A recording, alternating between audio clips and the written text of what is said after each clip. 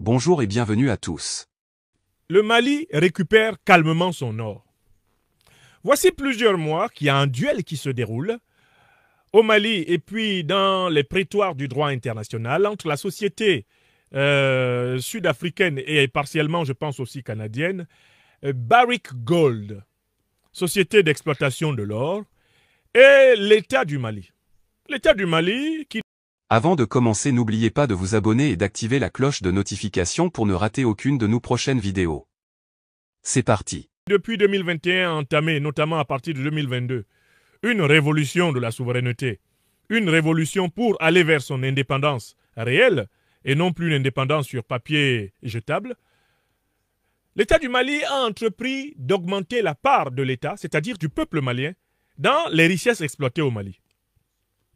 Parce que le Mali est l'un de ces pays qui aujourd'hui résume tout le paradoxe et toute la contradiction dont l'Afrique souffre depuis plusieurs siècles, à savoir d'être le continent le plus riche en ressources naturelles et le continent le plus appauvri en ressources technologiques, en ressources commerciales, en ressources industrielles, en ressources bureautiques, en ressources dernier cri.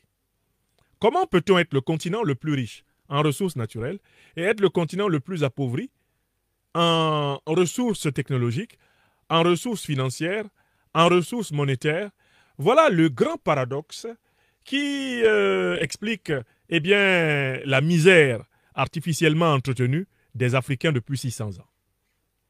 Le président Assimi Goïta et ses compagnons du CNT malien ont décidé de mettre fin à cette contradiction. On ne peut pas être un pays riche et avoir une population appauvrie. On ne peut pas marcher sur l'or, sur le diamant, sur le pétrole. On ne peut pas marcher sur le gaz, on ne peut pas marcher sur le manganèse, l'uranium. Et à côté de cela, dormir pendant toutes les années de sa vie dans le noir. Boire de l'eau sale. Ne jamais être soigné dans un dispensaire, un hôpital, dernier cri.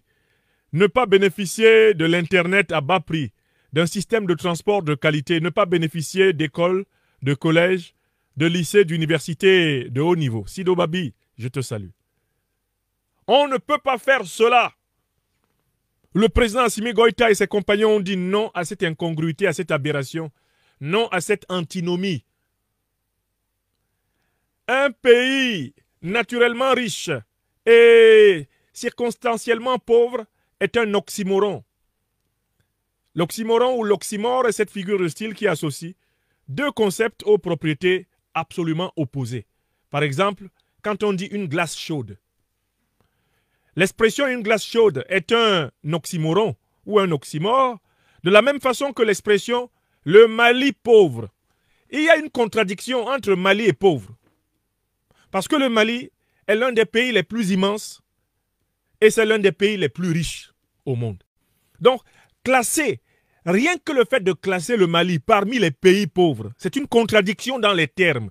Car dans le concept de Mali, que vous l'étudiez du point de vue historique, étymologique, ou que vous l'étudiez en évaluant concrètement le potentiel de la terre malienne, de la société malienne, il n'y a pas de place pour la pauvreté. La pauvreté est, par rapport au Mali, comme une glace est par rapport à la chaleur. Or, les pays africains qui ont été soumis à la triple barbarie négrière, coloniale, néocoloniale, et qui ont été maintenus dans des dictatures ou des régimes mous, vassaux et valets de l'impérialisme international, sont tous des pays qui remplissent cette condition, sont des pays oxymorisés. Ce sont des oxymorons de pays. Ils ont tout, mais leur population n'a rien. Ils exportent tout ce dont a besoin l'Occident, le Moyen-Orient, l'Asie, l'Amérique du Nord. Ils exportent tout ce dont les autres continents ont besoin pour produire des produits finis qui leur sont revendus 20 fois, 30 fois, 100 fois plus cher. Et comme ils ne peuvent pas acheter les produits finis qu'on fait avec leurs propres matières premières, ils sont obligés d'accepter des crédits pourris de la Banque mondiale, du Fonds monétaire international, les crédits pourris du Club de Paris, du Club de Londres, du Club de Bruxelles, etc., qui les maintiennent dans une dépendance telle que, finalement, ils sont dans un cercle vicieux. Ils doivent toujours donner des plus grandes quantités de matières premières non transformées pour payer leurs dettes. Et comme les matières premières voient les prix déterminés, non pas en Afrique, mais en Europe, et en Amérique et en Asie, les escrocs, capitalistes internationaux, ont tranquillement la possibilité de faire baisser les prix des matières premières pour augmenter le coût des crédits et par là maintenir les Africains dans une pauvreté absolument volontaire. Mes chers amis, soyez hyper actifs. Ils essayent de tout faire pour interrompre cette conférence. Je crois qu'ils mesurent de mieux en mieux. Ils mesurent enfin la masse volumique de votre serviteur. Ils se rendent compte que je suis un serviteur du Verbe qui libère. Ils attaquent. Ils mettent des logiciels en mouvement. Ils essayent d'étouffer mes machines. Vous pouvez y résister en écrivant de temps à autre régulièrement Good Life. Vous pouvez y résister en mettant des cœurs, des émoticônes et en faisant des commentaires de telle façon que votre activité prouve votre intérêt pour ma liberté d'expression. Je l'ai souvent dit et je le répète, pour moi, mettre un émoticône sur une de mes conférences ne signifie pas que vous êtes d'accord avec ce que je dis, mais que vous êtes d'accord que j'ai le droit de le dire. Vous êtes essentiellement, en tant que mes auditeurs, auditrices, dans la posture de m'aider à assumer ma liberté d'expression. Je ne vous demande pas d'adopter aveuglément mes opinions. On m'appelle le docteur des preuves parce que je ne marche pas avec les moutons et je ne moutonise pas ceux qui m'entourent. Chacun peut penser librement, mais moi je donne toujours les moyens à chacun de le faire par lui-même. Bon, donc ne les laissez pas nous interrompre. Vous savez les règles de la fameuse guerre informationnelle qu'ils nous ont imposée, c'est que je dois être vif comme vous. Chacun d'entre nous ici, dans sa position, participe à la résistance pour l'émancipation de l'Afrique. Ne négligez pas les petits gestes. Vous pensez que ce sont des petits gestes, mais la somme de vos petits gestes produit une grande puissance médiatique et communicationnelle. Vous le savez maintenant. Bon, très bien. Donc, Good Live, vous l'écrivez de temps en temps, vous mettez des émoticônes, vous mettez des commentaires, vous restez actif, pas passif. Et n'oubliez surtout pas de partager sur vos réseaux. Ne regardez pas cette émission sans l'avoir donnée sur vos différents réseaux. Merci. Je reviens au Mali. Et je parle en même temps de toute l'Afrique. Il nous impose un modèle qui consiste à exporter ce que nous ne consommons pas et à consommer ce que nous ne produisons pas. Ce qui fait que tous nos pays, depuis pratiquement leur pseudo-indépendance des années 60, sont devenus dépendants de la dette. Et ils ont généré la dette pour nous obliger à payer en matières premières, à ne pas transformer nos matières premières chez nous, à les leur donner. Eux, ils font travailler leurs usines dans le Nord, en Europe, en Amérique. Ils font travailler leurs usines en Asie. Ils produisent des produits finis. Ils reviennent nous les vendre. Et comme nous n'avons pas, de leur point de vue, assez d'argent, ils nous en prêtent. Ils nous prêtent leur argent. Et cet argent est une corde au cou, une véritable corde de pendaison qui nous conduit progressivement vers le surendettement. Le surendettement nous obligeant de brader encore plus nos matières premières. C'est ce cercle vicieux que le président Assimi Goïta et ses compagnons ont décidé de briser au Mali. Et pour briser ce cercle vicieux, qu'est-ce qu'il faut faire? Mais écoutez, il faut d'abord renégocier tous les contrats d'exploitation des matières premières avec les entreprises qui veulent rester travailler en Afrique, dans tous les domaines où des nationaux ou l'État a la capacité de procéder lui-même à l'exploitation de la matière première, eh bien, on indemnise les entreprises internationales et on leur demande de rentrer chez elles. On nationalise ou on confie à des particuliers nationaux qui ont le mérite de produire la richesse sur place et d'employer le maximum de personnes sur place. Troisième élément important, partout où on possède la technologie permettant de transformer sur place la matière première et de produire nous-mêmes le produit fini, mais on nationalise ces secteurs-là, on transforme nous-mêmes la matière première, on produit nous-mêmes le produit fini, ce qui nous permet de donner du travail à notre population et en même temps d'exporter des produits finis, c'est-à-dire d'augmenter le bénéfice de la vente de nos matières premières. C'est cette politique que le Mali a engagée. Toutes les entreprises qui exploitent les matières premières au Mali, le Mali a engagé la renégociation des accords pour augmenter la part qui revient à l'État malien, c'est-à-dire au peuple malien. Premier point. Deuxièmement, toutes les entreprises qui utilisent des technologies que les Maliens maîtrisent. Le Mali a entrepris de redistribuer ces entreprises à des capitaux maliens. Et quand il n'y a pas de capitaux privés maliens, l'État malien redevient propriétaire. C'est ce qu'on appelle les nationalisations. Troisième élément important, partout où le Mali se rend compte qu'il est d'ores et déjà, en effet, capable de produire sur place des produits finis d'excellente qualité, il récupère toute la filière et il produit les produits finis d'excellente qualité sur place, ce qui lui permet désormais d'exporter ces produits finis et d'avoir la plus grande plus-value possible. Aujourd'hui, par exemple, le Mali est de plus en plus en capacité de produire le lingot d'or sous sa forme pure.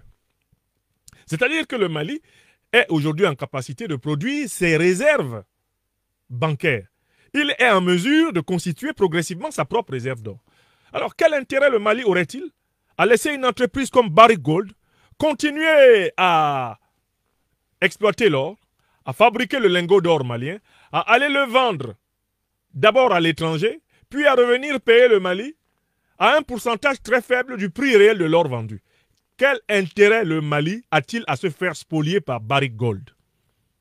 Le président Assimi Goïta et ses compagnons ont bien compris qu'il faut extraire l'or malien sur place, il faut autant que possible le transformer sur place, et il faut nous-mêmes, Maliens africains, vendre notre or sur le marché international. Ce qui nous permet de récupérer la plus-value que des particuliers occidentaux, asiatiques, etc., viennent récupérer sur nos richesses, laissant nos peuples dans la pauvreté dans laquelle ils les ont trouvés. C'est ce processus qui a été engagé au Mali. C'est le même processus qui est engagé au Burkina Faso. C'est le même processus qui est engagé au Niger, par exemple par rapport à la question de l'uranium. Est-ce que vous comprenez? Il s'agit de la réappropriation de toutes les filières de matières premières stratégiques hautement rentables sur le marché international. Oui, ça pose un vrai problème. Quel intérêt y a-t-il pour le Niger à laisser que Orano prenne le combustible brut de l'uranium, l'amène pour le transformer, le préparer dans les usines françaises ou dans les usines, je ne sais pas, asiatiques ou dans les usines américaines? Quel intérêt si on peut le faire sur place au Niger? Si le Niger peut déjà mettre le yellow cake dans l'état où il est vendable à l'international au meilleur prix, pourquoi le Niger se permettrait de laisser cela à des capitaux étrangers? C'est une foutaise. Alors, quand le Mali a exprimé à Barrick Gold sa volonté d'augmenter la part légitime de l'État malien dans les richesses du Mali, le PDG de Barrick Gold s'est comporté comme un propriétaire frustré. Il s'est comporté comme s'il était le propriétaire de l'or du Mali et que l'État du Mali était le locataire. Il s'est mis à crier sur tous les toits et à menacer le Mali de coups et blessures dans les tribunaux internationaux. Mais il y a une chose que le propriétaire de Barrick Gold n'a pas notée. C'est que le droit international ne s'impose pas de la même façon à toutes les puissances. Selon qu'un pays est une puissance ou pas, il applique ou pas les décisions du droit international. Est-ce qu'on peut juger un citoyen américain à la Cour pénale internationale? Non. Pourquoi? Parce que l'Amérique est une grande puissance. Et que pour arrêter un citoyen américain, il vous faut être capable d'abord de vaincre l'armée américaine. Vous avez déjà vu un citoyen américain à la CPI? Vous avez vu un citoyen britannique à la CPI? Combien de citoyens européens sont jugés à la CPI? Pas du tout, parce que les puissances européennes s'estiment tellement fortes militairement que personne n'a le droit de se saisir de leurs citoyens pour les juger. Or, mais quelle est la plus grande puissance militaire maintenant du territoire malien? Est-ce que la plus grande puissance militaire du territoire malien aujourd'hui, c'est la France? La plus grande puissance du territoire malien aujourd'hui, c'est l'armée malienne. C'est l'État malien qui constitue la puissance la plus forte sur le territoire malien. Donc, si l'État malien dit l'or, là, ça reste ici, qui peut dire le contraire? Si l'État malien dit l'or du Mali que vous preniez avant, là, ça reste ici, le contrat est caduc. Qui peut dire le contraire? Celui qui peut dire le contraire, c'est celui qui peut punir le Mali à l'international. Mais qui peut punir le Mali à l'international? Mais quelqu'un qui peut faire passer une résolution du droit international contre le Mali. Mais qui peut faire passer une résolution du droit international contre le Mali? En tout cas, pas les protecteurs de Barrick Gold. Hein. Barrick Gold, ses protecteurs, c'est qui? C'est potentiellement les États-Unis d'Amérique, la France et la Grande-Bretagne. Alors que le Mali a comme grands alliés au Conseil de sécurité permanent des Nations Unies la Fédération de Russie et la Chine.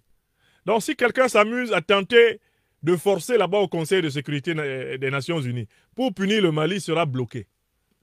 Il sera bloqué. Celui qui s'en va s'asseoir je ne sais pas, à la Cour pénale internationale pour soi-disant punir le Mali, le Mali s'en fout.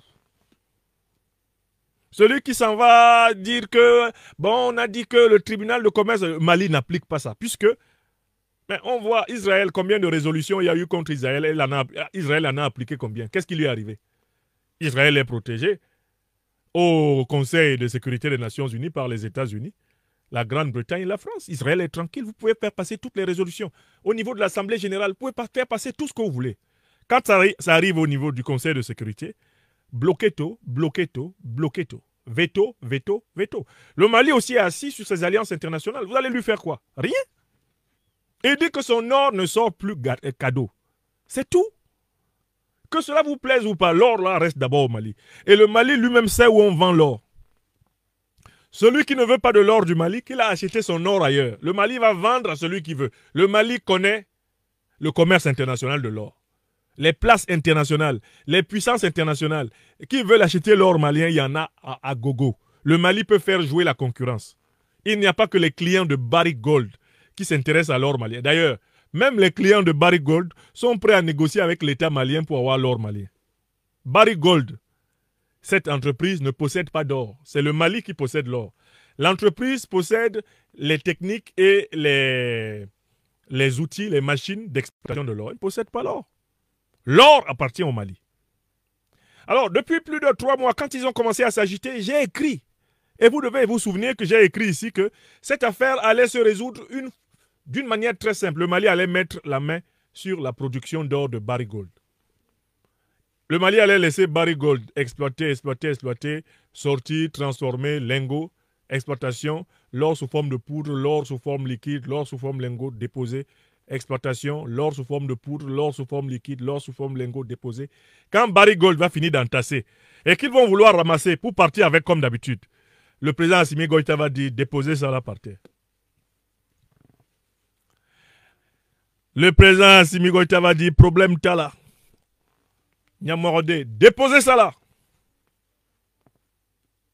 Déposer. Et c'est ce que j'ai dit ça il y a 3 mois. Je ne sais pas pourquoi les gens s'embrouillent. Oh, Barrick Gold allait parler au Canada. Barrick Gold allait parler aux États-Unis. Barrick Gold allait.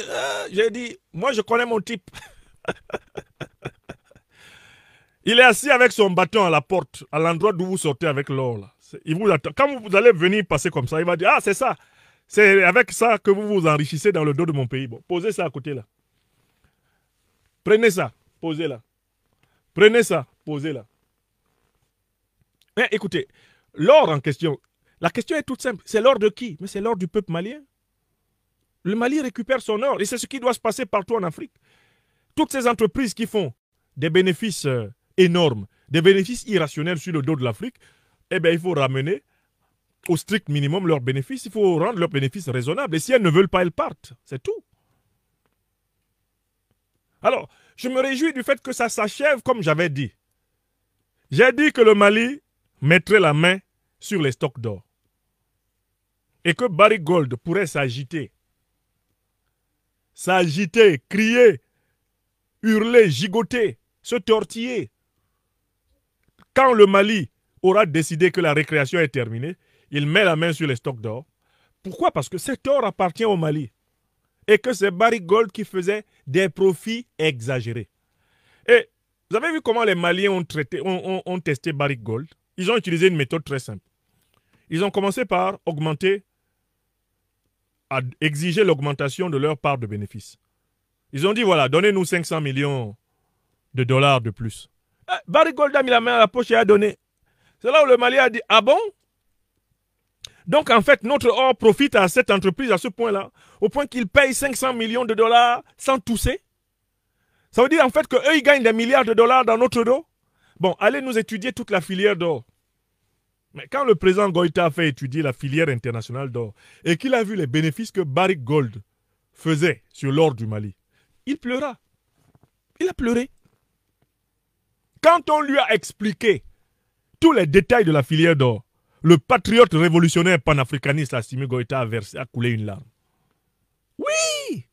Parce que si on t'explique les bénéfices que les gens là font sur nos matières premières, tu perds l'appétit. Tu n'as même plus envie de manger. Tellement tu es dégoûté de la lâcheté de nos aînés. Tu es dégoûté de la lâcheté de ceux qui ont dirigé nos pays. Tu es dégoûté de l'indignité de ceux qui ont signé ces contrats. Tu as honte à ce moment-là d'être africain. Tu dis, mais c'est pas possible. Comment ai-je pu naître dans le même pays que les gens qui ont signé ce contrat-là? Prenez un pays comme le Niger. Les gens se sont levés, ils ont signé un contrat que l'exploitation de l'uranium est à la disposition de la France sur 65 ans. Des êtres humains ont signé ça. Ils ont signé ça.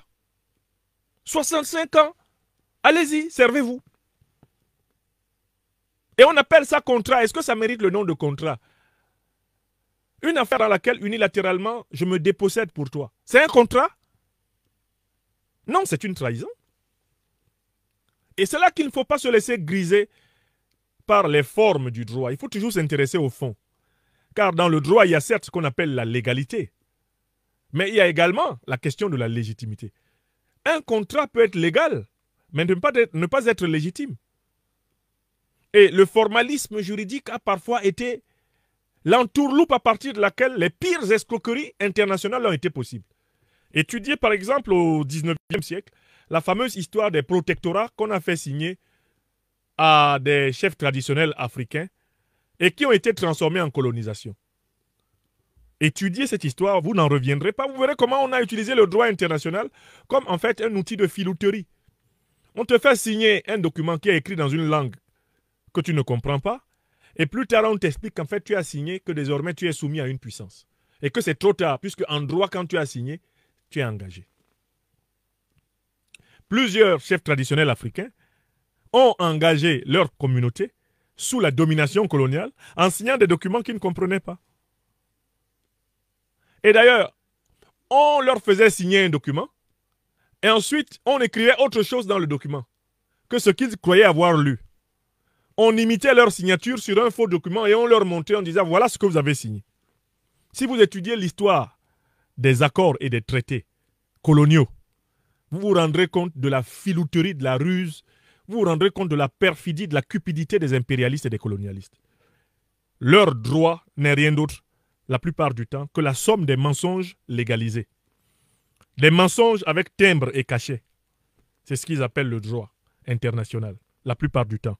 Les colonialistes, les négriers, les impérialistes. Le droit international, au demeurant on le sait, est dans tous les cas le reflet du rapport de force international entre les puissances. Il n'y a pas de droit international pur, sauf dans les théories des philosophes et des juristes du droit a priori. D'accord? Comme le célèbre Hans Kelsen, au début du XXe siècle, qui a brillé par sa fameuse théorie du formalisme juridique. Mais sur la terre ici, là, le droit est un rapport de force qui est plus ou moins contractualisé à l'avantage plus ou moins avéré de l'une ou de l'autre ou des deux parties. Donc je voudrais ici saluer le président Assimi Goïta et ses compagnons pour avoir tiré la seule conclusion qui s'imposait, rendre au peuple malien ce qui est à lui, l'or du Mali aux Maliens. Ceci est un élément d'autant plus important que le Mali, le Burkina, le Niger se préparent à créer la monnaie sahélienne. Pour créer une monnaie, il faut constituer une bonne réserve. Eh bien, il faut constituer un bon stock, non pas seulement de devises de change étrangères, mais également, vous le savez, la réserve or est redevenue valable en cette époque de dédollarisation massive de la planète. Saluons donc le grand leader Assimi Goïta pour cette décision et encourageons-le à aller au bout, car il n'y a pas d'autre chemin pour affirmer la souveraineté économique du peuple malien. N'oubliez pas de vous abonner et d'activer la cloche de notification pour rester informé de nos prochaines vidéos. Restez à l'écoute pour les développements passionnants à venir.